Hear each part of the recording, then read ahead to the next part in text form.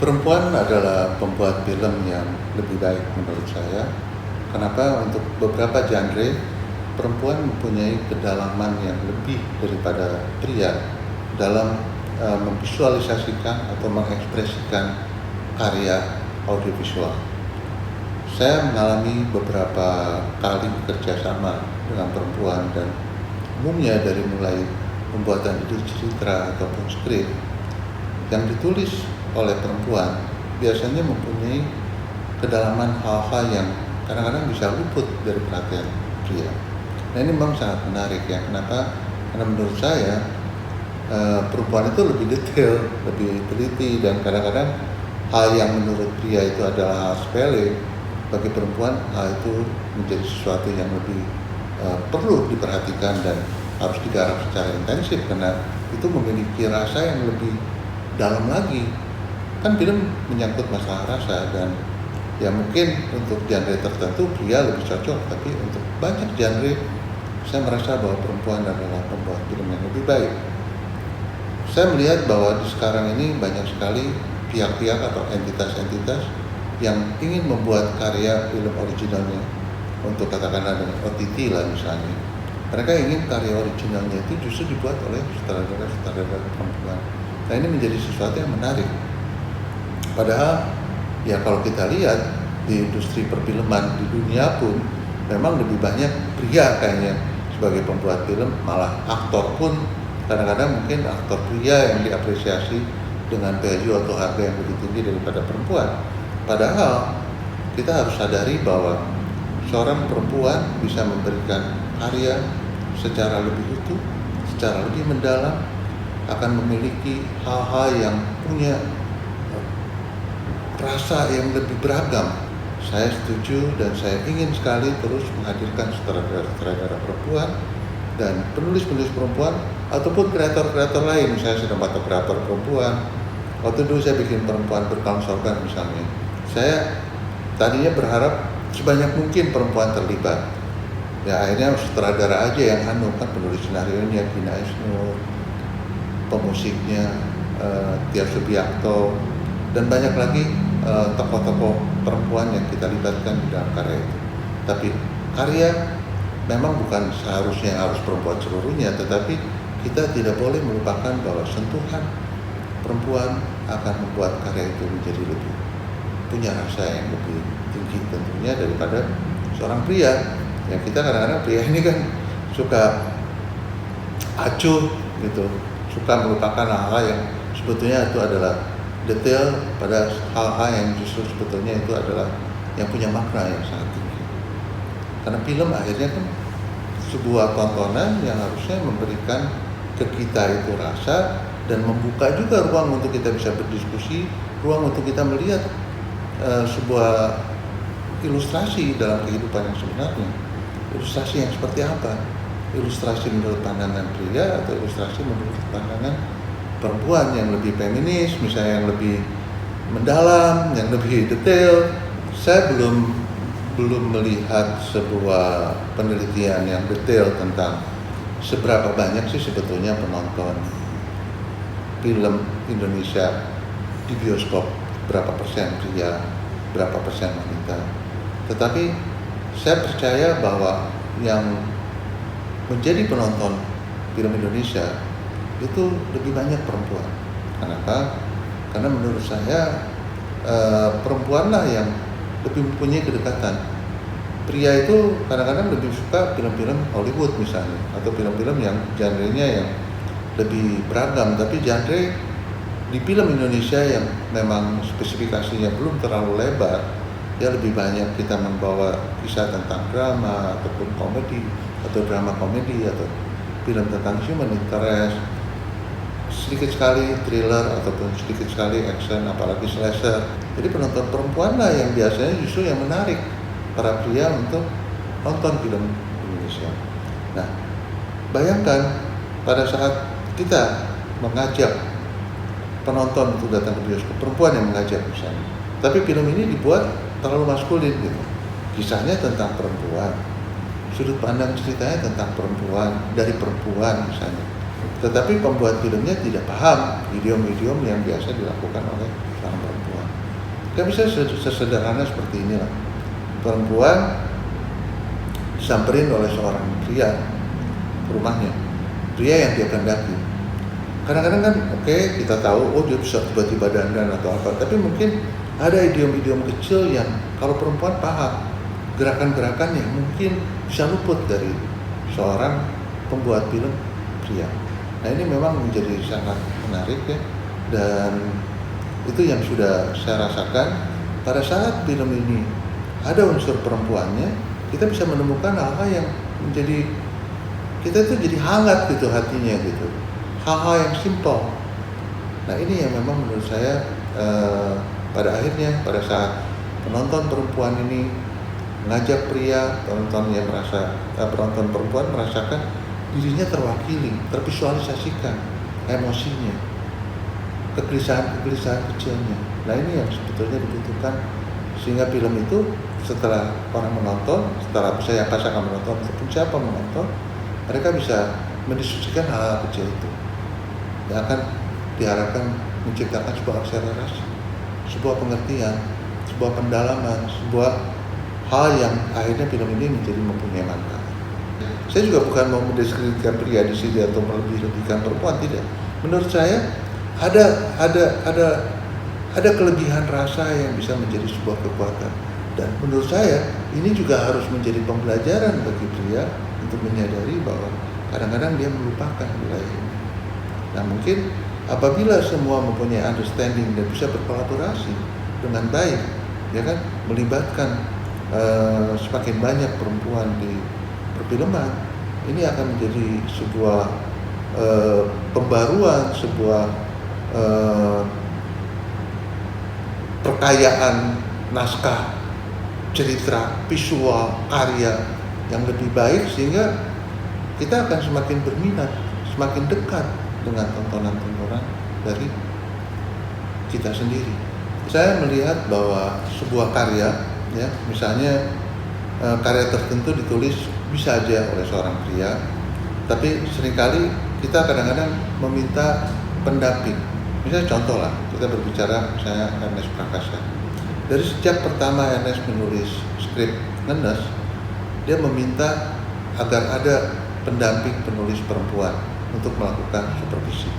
Dan itu berjalan pada waktu skrip yang kedua, Cek Toko Sebelah, kemudian skrip yang ketiga, Susah Sinyal, dan pada waktu Mili Mamet pun akhirnya ada keterlibatan dari istrinya Ernest, yaitu Meira, dan juga itu berlanjut sampai ke Imperfect. Kalau kita nonton di Mili Mamet misalnya, ada adegan bagaimana mereka dua orang pasangan suami istri di kamar mandi, ya kan,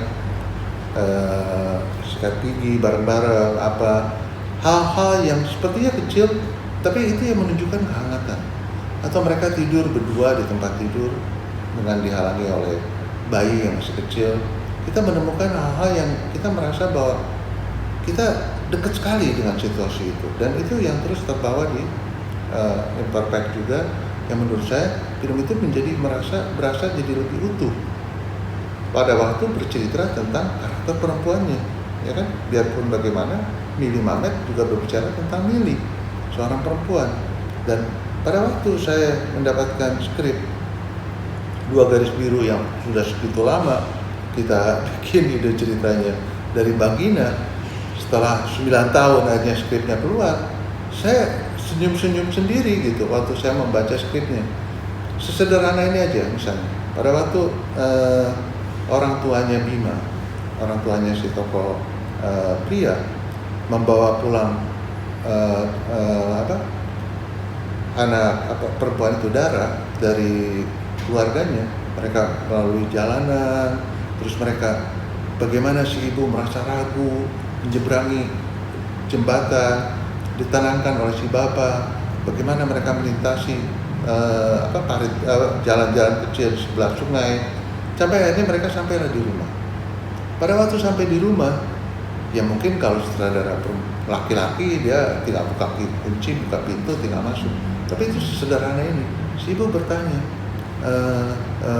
Pak, kuncinya bukannya di ibu, bukan di bapak.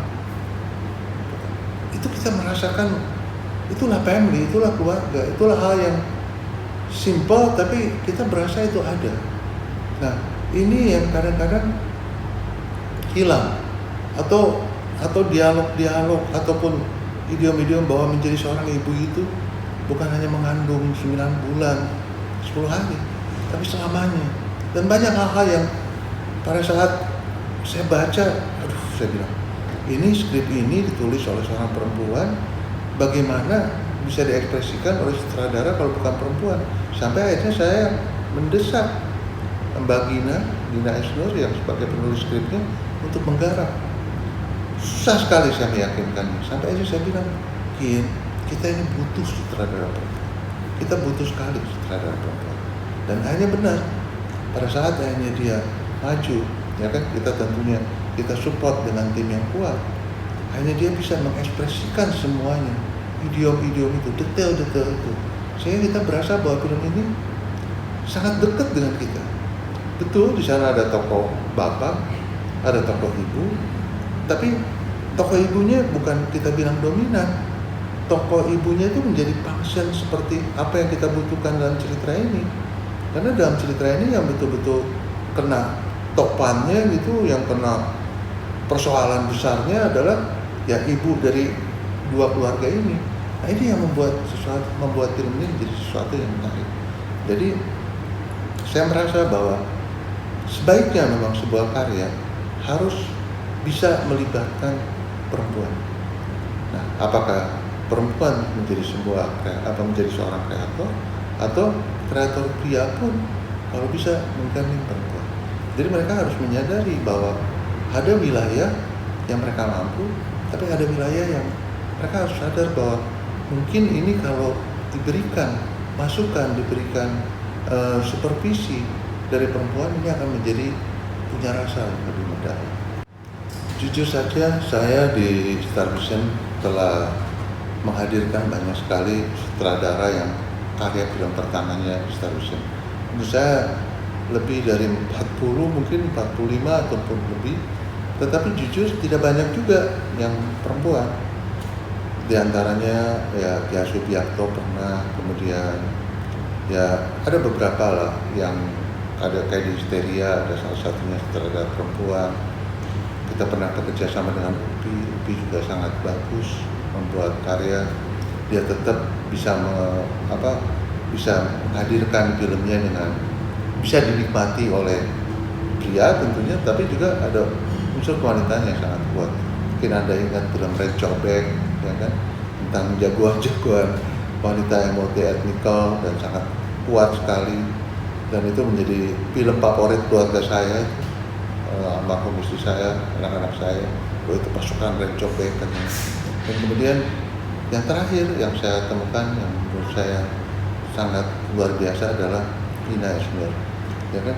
Gina Esnur di karya pertamanya bisa mengekspresikan sesuatu dengan sangat detail. Kan begini, sebuah skrip bisa ditulis oleh seorang perempuan.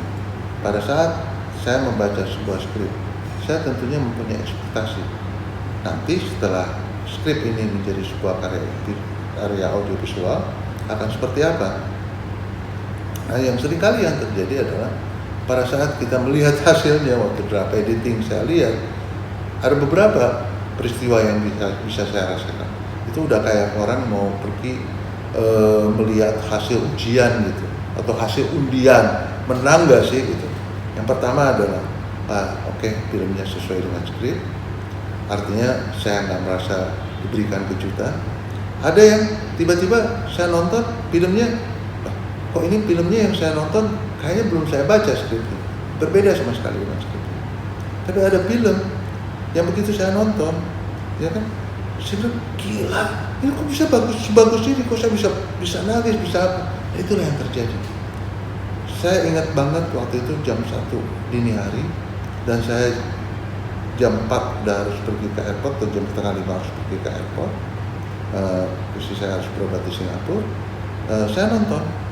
Waktu itu kita mau kirim film Dua Garis Biru ini ke Cannes, karena di Cannes itu ada penghargaan uh, untuk sutradara baru, ya kan,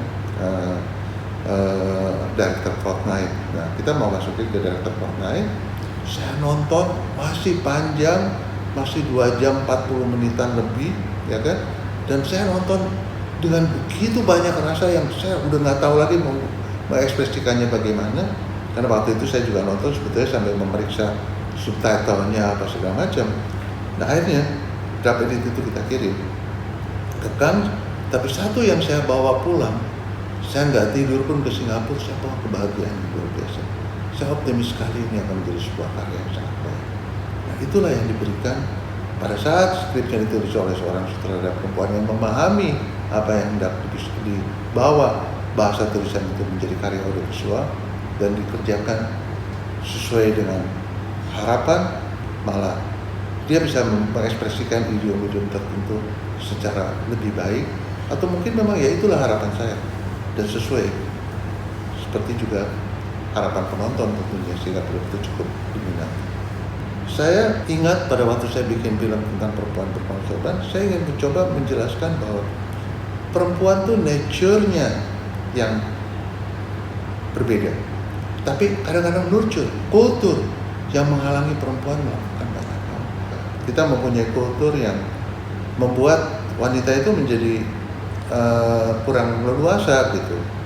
Nah, menurut saya ini merupakan hal yang tidak perlu terjadi ya.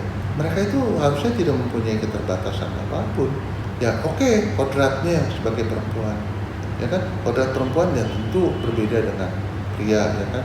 Perempuan bisa melahirkan, punya anak, ya kan. Itu menurut saya adalah keistimewaannya.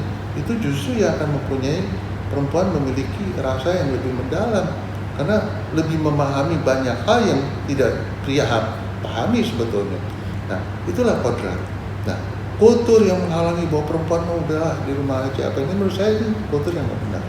Sama seperti kita menyadari bahwa nature-nya perempuan yaitu kodratnya, yaitu bahwa perempuan ya akan ada tamu yang bisa datang sebulan sekali, akan ada waktu di mana dia akhirnya bisa dibuahi dan akhirnya mengandung dan sebagainya. Tapi itu adalah sesuatu yang mempunyai value yang lebih menurut saya. Itu adalah sebuah periode yang mungkin bisa dijadikan sebuah periode kontemplasi, memperkaya lah menurut saya. Dan ini yang membuat perempuan harusnya bisa menjadi lebih istimewa. Ada beberapa orang sutradara perempuan yang setelah menikah punya anak terus akhirnya berhenti. Ada di antaranya yang sekarang malah saya lagi approach lagi, kenapa kamu berhenti, kenapa kamu nggak coba bikin film lagi. Nah, ini memang merupakan sebuah kendala yang menurut saya harusnya bisa diatasi, bukan tidak bisa diatasi. Harusnya kondisi ini menjadi sesuatu yang bisa didiskusikan dengan lebih baik, bahwa ada periode yang bisa membuat perempuan, ya kan tidak semuanya single, yang udah berkeluarga, yang udah punya momongan pun tetap bisa berkarya. Ya saya pribadi tentunya sangat menunggu para pembuat film perempuan, bukan hanya sebagai sutradara, bukan hanya sebagai scriptwriter, tapi yang lain-lainnya, sinematografer dan yang lainnya, art, make up, kostum, itu dari dulu memang banyak sekali di sana perempuan, dan mungkin dari hal-hal yang lain. Nah, ini menurut saya akan menjadi sesuatu yang lebih memperkaya kedalaman karya film Indonesia kita. Jadi kodrat beda dengan kultur, nature beda dengan nurture.